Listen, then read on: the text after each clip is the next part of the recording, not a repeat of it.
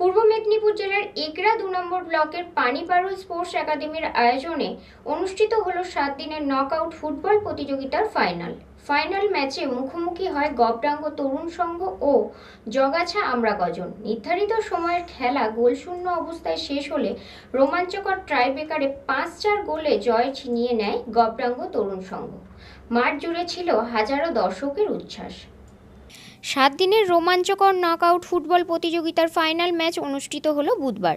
খেলা ঘিরে ছিল উত্তেজনা ও দর্শকের বিপুল ভিড়। মাঠে পা রাখতেই চারিদিকে উল্লাসধ্বনি, তালি আর ঢাকের তালে মাতোয়ারা ফুটবল প্রেমীরা। ফাইনাল ম্যাচে মুখোমুখি হয় গবডাঙ্গ তরুণ সংঘ ও জগাছা আমরাগজন।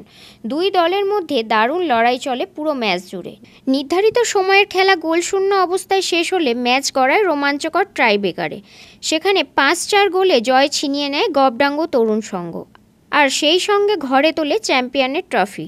চ্যাম্পিয়ন দলকে প্রদান করা হয় ১ লক্ষ টাকা নগদ পুরস্কার ও ট্রফি, আর রানার্স আপ দল পায় ৭৫,০০০ টাকা নগদ পুরস্কার ও ট্রফি। এই ফুটবল প্রতিযোগিতার আয়োজন করে পূর্ব মেদিনীপুর জেলার এগরা ২ নম্বর ব্লকের পানিপারুল স্পোর্টস একাডেমি।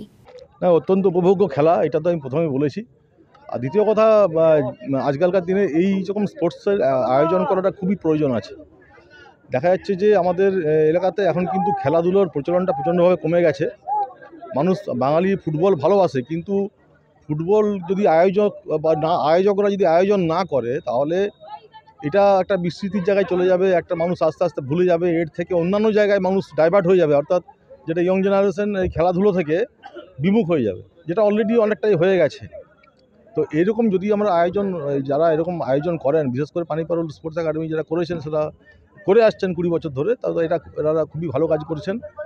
এই ধারাটাকে ধরে রেখেছেন এবং এই ধারাটাকে আরও এগিয়ে নিয়ে যেতে হবে। যারা অন্যান্য ক্লাব আছে তারাও যদি এরকম আয়োজন করে, তাহলে যারা ইয়ং জেনারেশন আছে, বাচ্চারা আছে, খেলার দিকে ফিরে আসবে।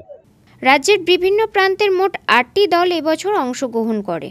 প্রতি বছরের মতো এবারও এই প্রতিযোগিতা ফুটবল প্রেমীদের আকর্ষণের কেন্দ্রবিন্দুতে।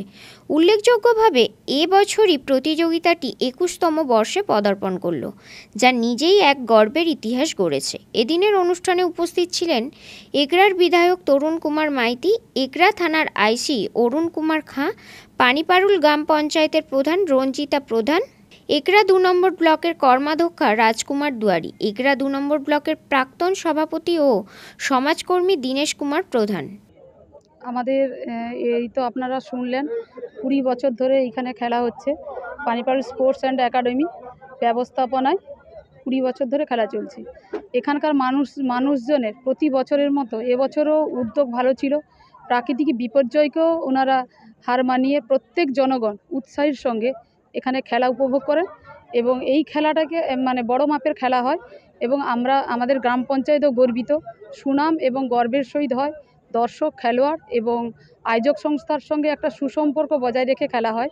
এই খেলাকে আমি সাধুবাদ জানাচ্ছি। এই ক্লাবের সভাপতি রয়েছেন আমাদের স্যার রজতবাবু রয়েছেন এবং সম্পাদক রয়েছেন আমাদের সুকুমার সাউ। ওনাদেরকেও আমি কৃতজ্ঞতা এবং জানাই, ধন্যবাদ জানাই। আগামী দিনে এই খেলা আরও বড় মাপের হোক এবং দীর্ঘায়ু কামনা করছি। নেগুয়া ফাঁড়ির ইনচার্জ কাজল দত্ত, বিশিষ্ট সমাজকর্মী বাবুল সাহা, পানিপারুল স্পোর্টস একাডেমির সভাপতি রজত কুমার বেরা ও সম্পাদক সুকুমার সাউ সহ বিশিষ্ট অতিথিবৃন্দ। পানিপারুল স্পোর্টস একাডেমির ব্যবস্থাপনায় পিএসএ কাপ, এই খেলাটা গত ২১ বছর ধরে চলছে। ১ বছর আমরা কোভিডের জন্য বন্ধ রেখেছিলাম, ২০ বছর আমরা খেলা করেছি।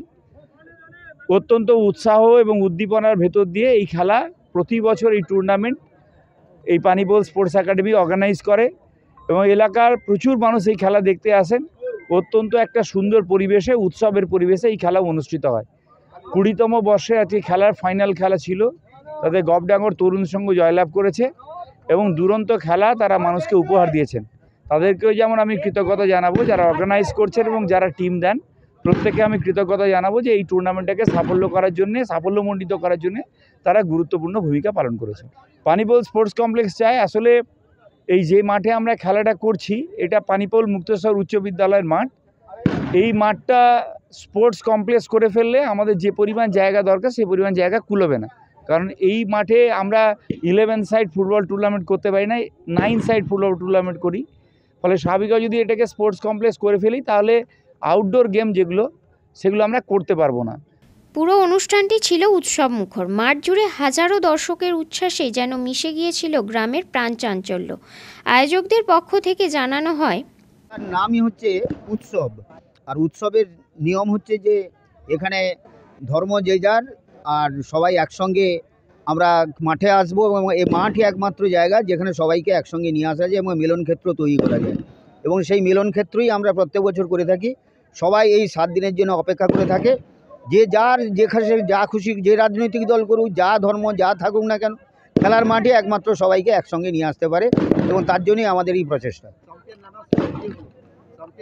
চ্যাম্পিয়ন্স হলো গবডাগর তরুণ সংঘ এবং রানার্স হয়েছে জগাছা আমরাগজন ক্লাব। আমাদের পুরস্কার আপাতত দৃষ্টিতে আমাদের একটাই কাপ করা হয়। সব জায়গায় দেখবেন যে ছোটোখাটো টুর্নামেন্টে চ্যাম্পিয়ন এবং রানার্স করা হয়। আমাদের শুরু থেকেই একটি কাপ করা হয়, কেবলমাত্র চ্যাম্পিয়ন ক্লাব, এবং তারপরে রানার্স এবং মেডেল দেওয়া হয় এবং অর্থ যেটা আমাদের প্রদান করা হয় সেটা দেওয়া হয়। পুলক পেরার রিপোর্ট, খবর BCBS।